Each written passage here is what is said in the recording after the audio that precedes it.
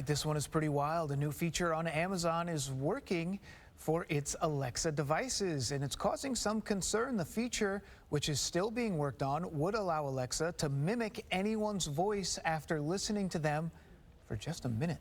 All right, so users could ask the device to mimic literally anyone, alive or dead. Uh-oh. All right, well, let's check in with tech consultant and professor of advanced media and residence at Syracuse University, Shelly Palmer. Shelly, it's a pleasure. Good morning.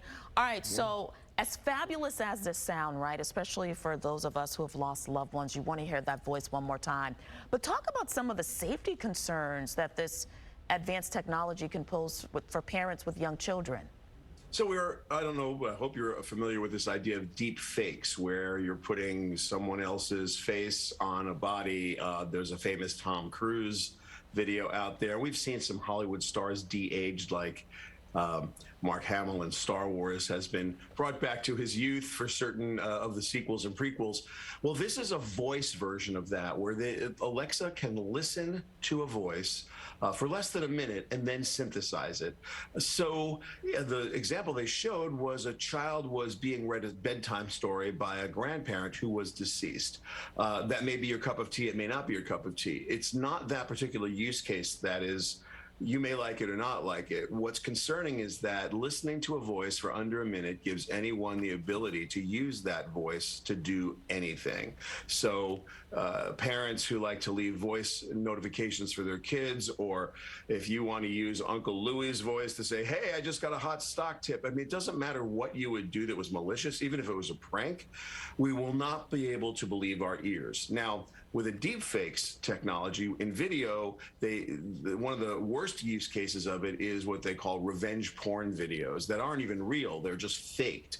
And this is pretty terrible. But with the videos, at least in the current technology, you can kind of tell if you are looking really closely. And Shelly, is there a market out there? I mean, not for the deepfake situation that you're talking about there, but is there a market out there, do you think, for parents who want to leave these messages? Or, you know, if it's a kid who has a parent who passes away and maybe the other parent wants to make sure that they're still in touch. I mean, there are some benefits here potentially out there.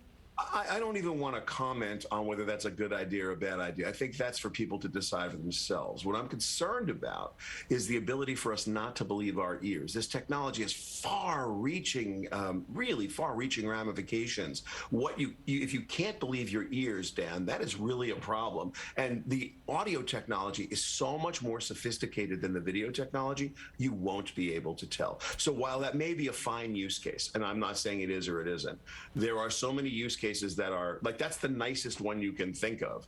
Hollywood can use it for sure. You can de-age Harrison Ford's voice, and now he can play a young Han Solo as opposed to, you know, the age that he is. But you cannot tell me that there are a lot of great consumer uses for someone being able to, instead of recording someone's voice, use their voice. That to me sounds like a recipe for trouble. And certainly those deep fakes, a big concern for everyone out there. Absolutely right. Shelly Palmer, tech expert, thank you very much. We'll see you next Tuesday. Thanks, Shelly. You bet.